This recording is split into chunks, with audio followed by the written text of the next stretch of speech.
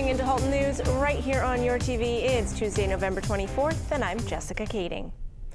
Taking a look at our current COVID-19 cases here in the Halton region, we do have 28 more active cases reported in the region since yesterday. Breaking that down by municipality, you can see that there are currently 125 active cases in Burlington, 187 active in Oakville. Milton is reporting 213 positive COVID-19 test results, and 45 positive tests have been returned in Milton. That amounts to 570 active cases in the region. Residents participating in town-run recreation programs should be aware that there may be people in your class who are commuting from Toronto or Peel. With Toronto and Peel regions under lockdown status, there are concerns that some of those residents may be coming to Halton to access some of the stores and services we still have open in our region.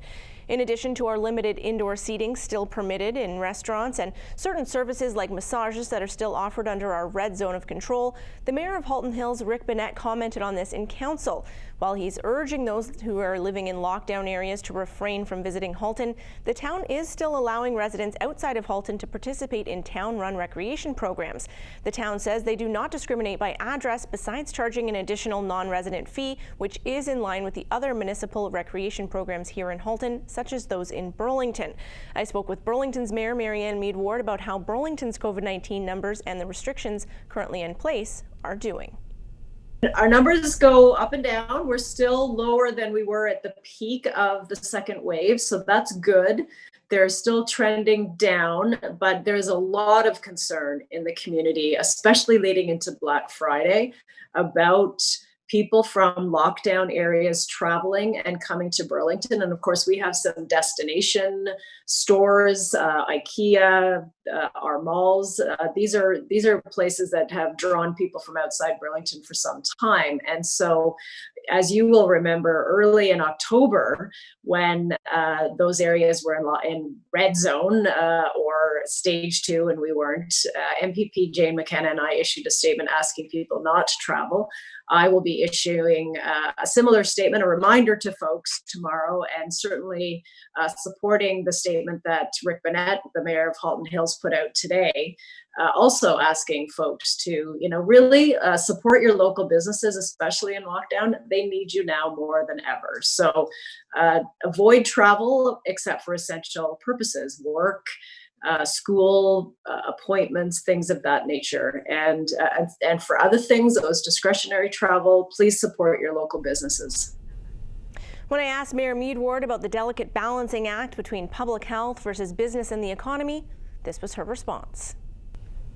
Well, I'll say right off that I think it might be a bit of a false choice, pitting one against the other. And I know that's the conversation that's happening out there. So thank you for the question. I appreciate the opportunity to speak to it. But, businesses are just as invested in keeping people safe, their employees for sure, and also their customers, because they know if they're the source of infection, try opening or staying open for business the day after that. So they want to keep everybody healthy just as much as the rest of us. So you've heard me say open with restrictions, and that is really the path we are on now, that we need to stay on. Those restrictions might be more and more. I'm getting requests from residents to see, can we prevent people from lockdown areas coming to Burlington? And no, we don't have the tools, but I have heard of some businesses voluntarily putting in their own restrictions, such as checking ID at a restaurant and only seating people from the same family. A friend of mine went out with her family and her boyfriend, and they wouldn't get seated. Not in Burlington. I'm not going to name the municipality, but I'm hearing of that happening. And some gyms in our neighborhood, we've talked about this before, have suspended membership travel privileges. So if you're in lockdown, you can't come to the same gym somewhere else. So businesses do have the ability to set additional restrictions. They are doing that because they care just as much about health and safety as the rest of us and as our medical officer of health. I was also able to speak with Mayor Mead Ward about Brock University opening a satellite campus right here in Burlington, and I learned more about the city's strategy and risk planning. We'll have more on that for you tomorrow. The City of Burlington is also pleased to announce Karen Roche as city's new fire chief. She has more than 24 years of progressive fire service experience working in many facets of emergency services, most recently as acting fire chief and prior to that deputy fire chief with the City of Burlington. In Oakville, the community has rallied around a much-loved cafe on Kerr Street to make sure it survives the pandemic. Nikki Wesley has the story.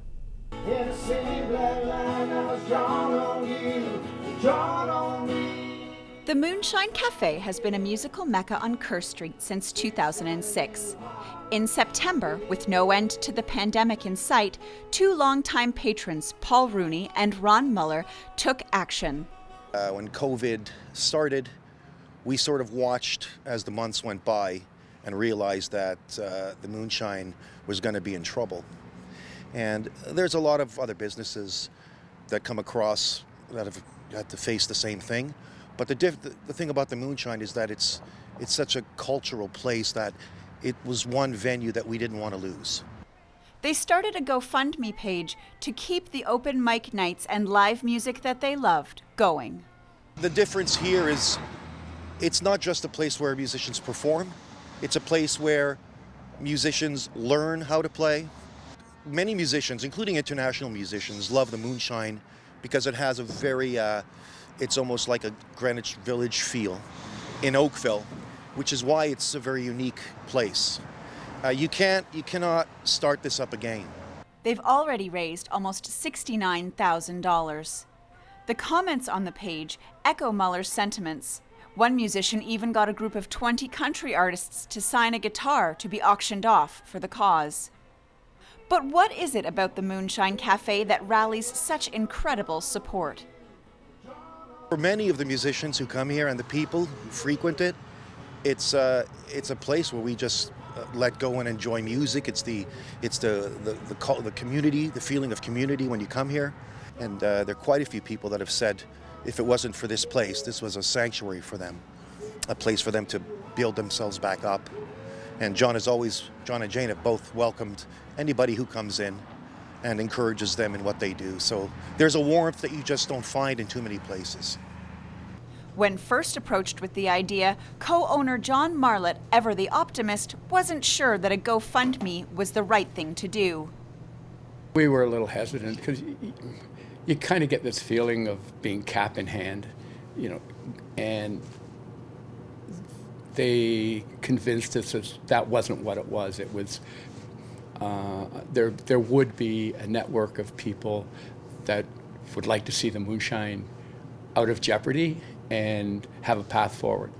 That's what this has done. I mean, it's a lot of money. It's not a lot of money to somebody that's got a lot of money. But to a small little place like this, it pretty much ensures that we can weather a year and a bit until we can start bringing bands back in, we can start having good times, we can start laughing again. The response has been overwhelming. Well over 500 people have donated everything. Like, we've had a couple of kids, $5 each, you know what I mean? Like, just amazing support. We try to treat everybody respectfully, and all those people, like all of that we've built has come back. We're grateful and we are appreciative, and I'd just like everybody to know that. Everyone that's been here, everyone that's performed here, everyone that's paid a cover charge to watch a band, everyone that's wished us well, thank you. Reporting for Halton News, I'm Nikki Wesley. Burlington's Joseph Brand Hospital currently has 4 COVID-19 patients, but they also continue to perform surgical and outpatient care, including emergency care. While much of their visitor policy remains the same, like a maximum of 2 caregivers or support people per person, with only 1 allowed on site at a time during visitor hours and no visitors for emergency or urgent care except for under exceptional circumstances, they have updated 2 of their policies. Caregivers and support people may now visit on consecutive days, and the names of those support people or caregivers may now change after 14 days. As for women giving birth, they are allowed one care partner with in and out privileges, including overnight, but no visitors. Tonight's episode of Local Matters with Mike Cluett is going to be an interesting one. The topic will center around the province's bill to change the Conservation Authorities Act. Melissa Candelaria has more. Conservation authorities do more than just provide recreational space for residents to enjoy. That is according to Conservation Halton President and CAO Hassan Bassett, who has been pretty vocal in his concerns over the province's Bill 229. Section 6 of the bill makes amendments to the Conservation Authorities Act, but in a recent episode of Local Matters, Bassett says it's changing the core function of conservation authorities. What the province is actually changing is how communities, businesses, homes, are kept safe from flooding and from natural hazards. This is a public safety issue. This is an area where conservation authorities have had a responsibility to ensure that our communities are growing, that they are developing, that there's economic prosperity, but that at the same time, we're not doing so in a way that puts others or the ones who are building in a particular area at risk. Now, in terms of specific issues Bassett has with the bill, he says he has a few concerns. One, the province is removing conservation authorities as public bodies from the Planning Act. The other thing they're doing is they are actually giving the minister the authority through these amendments that are being proposed. The minister, if they pass, the minister will have the authority to take over any permit applications that come into the Conservation Authority and make his or her own decision. The ministry does not have the skills to interpret in the same way that conservation authorities do. And because it's based on science, I don't understand how if we say 2 + 2 is 4, the minister can review it and say actually 2 + 2 turned out to be 5. It simply cannot happen. So it's not solving a problem. What it is doing, the perception that's out there, is that it's creating a backdoor. It's there to serve various interests, perhaps.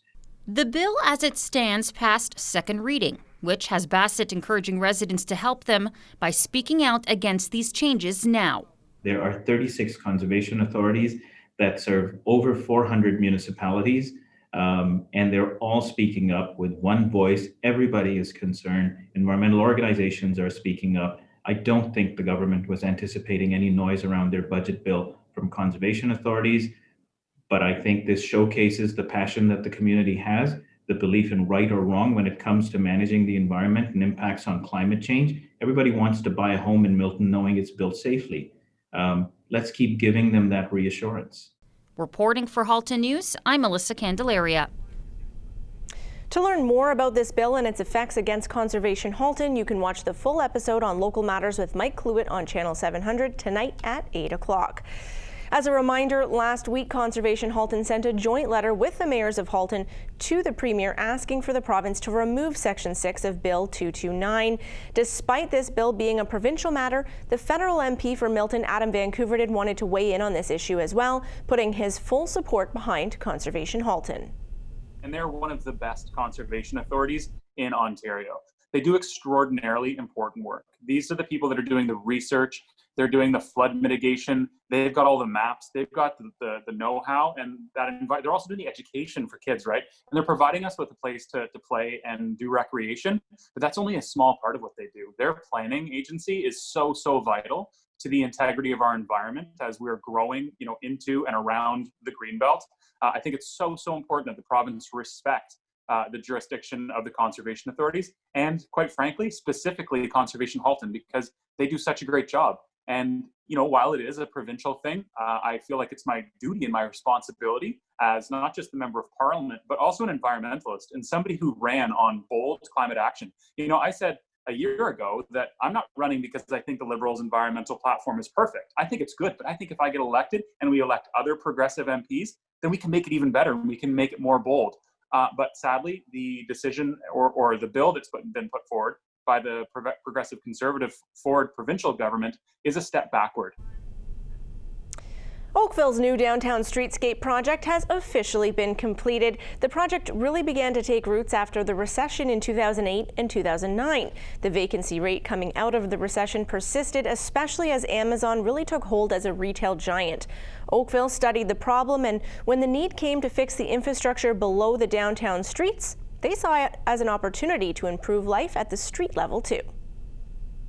We decided we would take the opportunity that was forced upon us to fix the roadbed to completely reimagine the above ground part of downtown. Wider sidewalks, better street furniture, a more exciting European atmosphere. And then we consulted widely with the community, and the business community chose 2-to-1 to spread it out over 2 years so that Christmas seasons could stay open for Santa Claus and for shoppers. And that's how we arrived at the whole plan. And of course, it felt like it was a triple whammy. First, you had the Great Recession, then you had the Amazonification continuing to drag on business, and the construction inevitably was going to be kind of hard on business. And that's why we were glad to give business the years we did to prepare for it. So then, in the second year of construction, we get COVID, the pandemic.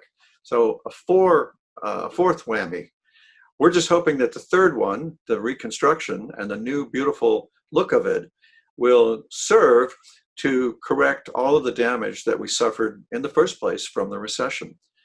And to judge by the way the public are responding, we may actually achieve that.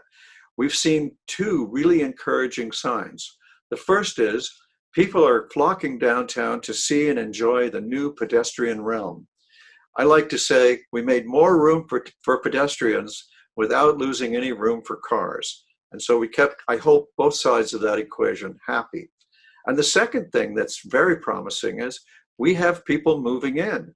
We have new businesses moving in and announcing plans to move in. So things are looking up. If you add to that the optimism that I think is inevitable when you consider that vaccines are coming, there's reason to be fairly cheerful and confident about the future in downtown Oakville. We do need a break. We'll be back with the Oakville Fire Department after this.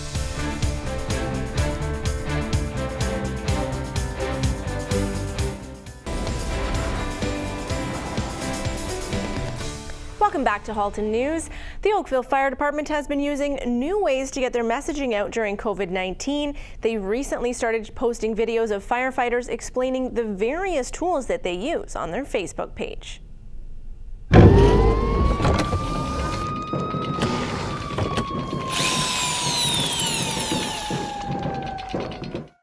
Hi everyone, I'm Firefighter Mark, and this is Tool Tuesday.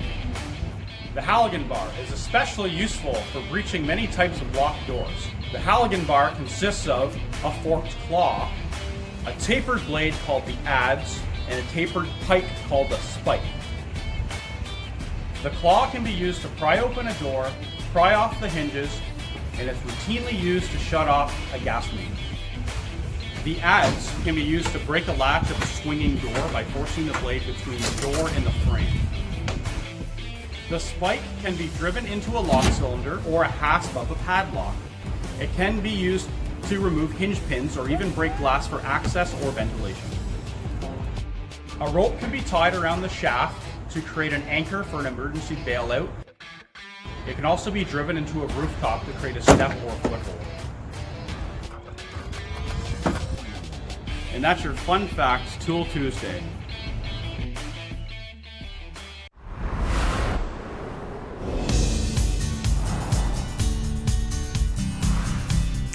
Here's a look out at how it looks out there today, driving down the QEW near Burl Oak. As we get into our 5-day weather forecast, you can see we have rain in the forecast for the next couple of days. That's a 70% chance of rain showers tomorrow. 8 degrees is our afternoon high, down to 1 overnight, and then a 30% chance that rain will return and continue into Thursday. Otherwise, cloudy skies up to 10 degrees, our warmest of our 5-day outlook. Cloudy skies again on Friday, but we'll have sunshine returning for our weekend. Both Saturday and Sunday we'll see a mix of sun and clouds, hovering about 4 and 5 degrees above zero in the afternoons.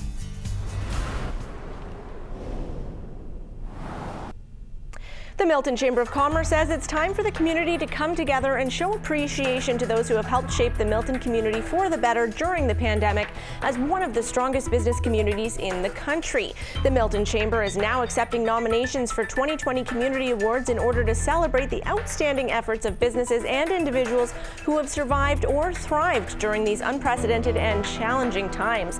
To nominate for the Lifetime Achievement Award, Citizen of the Year, Volunteer of the Year, Small, Medium, or Large Business of the Year, Entrepreneur of the Year, or Business Person of the Year, all you need to do is visit miltonchamber.ca. And now we'll look at how some of Halton's top companies performed on the markets today.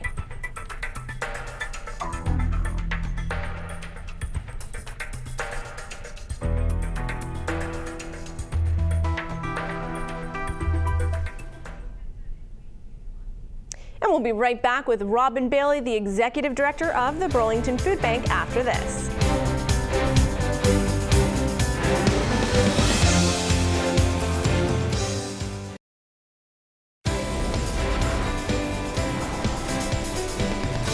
Welcome back to Halton News. I'm Jessica Kading. And up now, we're going to check in with Robin Bailey, who is the Executive Director of the Burlington Food Bank, for today's update. Just one of the things that we do here at the food bank is we keep track of statistics, and we've gotten a lot better at it over the last couple of years. And so we're able to compare where we're at in comparison to the previous year.